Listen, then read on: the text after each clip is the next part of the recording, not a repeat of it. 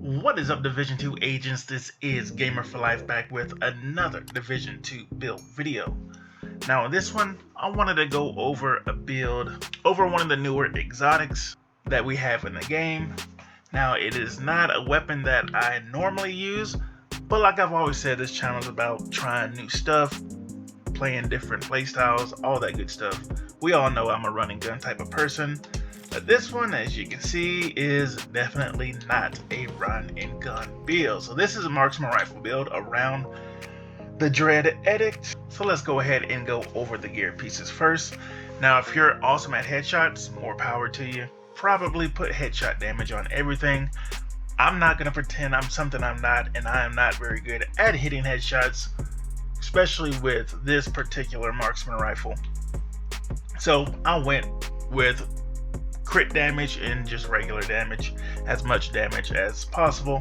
So that is why I went with the Coyote's Mask, max weapon damage, crit chance, crit damage with a max crit damage mod, and the talent Pack Instincts. You and all allies gain a bonus based on the distance of the last enemy you hit. 0 to 15 meters, 25 critical hit damage, 15 to 25, 10% critical hit damage and a 10% critical hit chance, and 25 plus 25% critical hit chance. So I would definitely say that this build is more of a team build. In my opinion, it would be better to use this build with a squad. Now, I've always said I'm not going to show a build that I can't get through heroic content solo, which you can, and I'll have the gameplay for that. But again, I would recommend this build in a team setting. And we have a couple of pieces that is team oriented, as we just went over one, and we'll go over another later. But for now, we have the pristine example. One brand set bonus gives us plus 10% marksman rifle damage, max weapon damage, crit chance with a max crit damage mod. The talent Perfect Focus increases total weapon damage by 6% every second you are aiming while scoped 8 times or higher, up to 60%. So that's a lot of extra damage. Requires a scope with 8-time magnification or higher, which is what we have with the Dread Edict. Now, the holster, I opted for more crit damage on this, so I used an improvised holster. Max weapon damage, crit chance, crit damage with a max crit damage mod. And of course, we've got Fox's Prayer, max weapon damage, damage to target out of cover, and critical hit damage. Gloves, Grupo, plus 15% critical hit damage for the brand set bonus.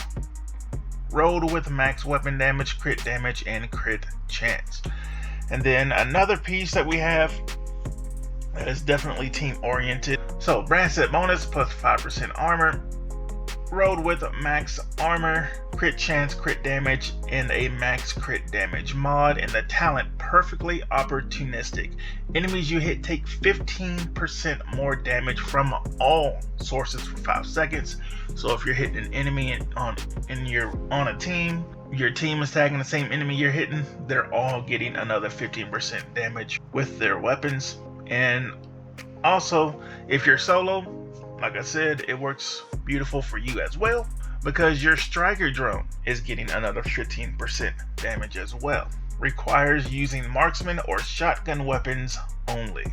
So that is the gear pieces. Now the main weapon, max marksman rifle damage, headshot damage, damage to target out of cover. Also, my expertise is maxed out, but I'm basically on an exotic hunt right now because I do not have the exotics to get anything maxed out. So for now, we have an extra 13% weapon damage for our expertise. And the talent for this gun, full stop. Shooting enemies builds stacks to a cap of 20. Headshots grant 2 stacks.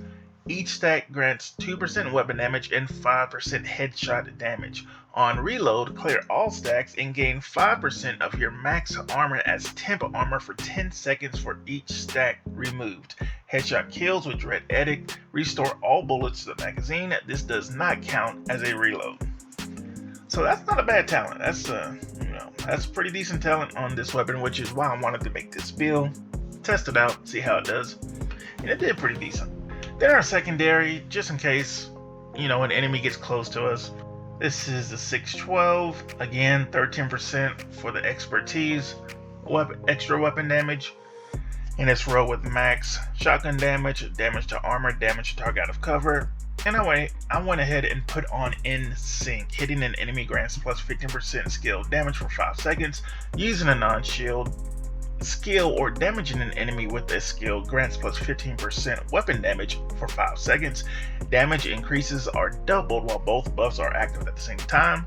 So I use this so just in case a tanky enemy rushes us, you can take this out. You have your striker drone out, you can start tagging them and take them out as fast as possible because it's going to give you a lot of extra damage for your shotgun and your striker drone. And we'll take a look at the stats for our guns. Like I said, this was more geared towards crit damage and just straight up damage. See, we have 50% crit chance. Of course, when you're talking about a marksman rifle, you're usually always going to have that long distance range. So for the most part, we will be at max crit chance because of our mask, Coyote's mask that we have. So yeah, 50% crit chance, 180 crit damage, 186 headshot damage. And then for our shotgun, we don't really use it much, but if we have to, we got 40% crit chance, 180 crit damage, 65 headshot damage, 12% armor damage. And we'll go over the specialization. We are using sharpshooter. So the benefits we get from this: 15% increased headshot damage with rifles and marksman rifles, allows for precision kills, 15% increased weapon stability, reduced recoil and faster reacquisition of targets, and armor kits repair 100%, removes status effects, and increases resistance to bleed, poison, and burn for 20 seconds. And then all group members that are closer to enemies than you get 10% headshot damage.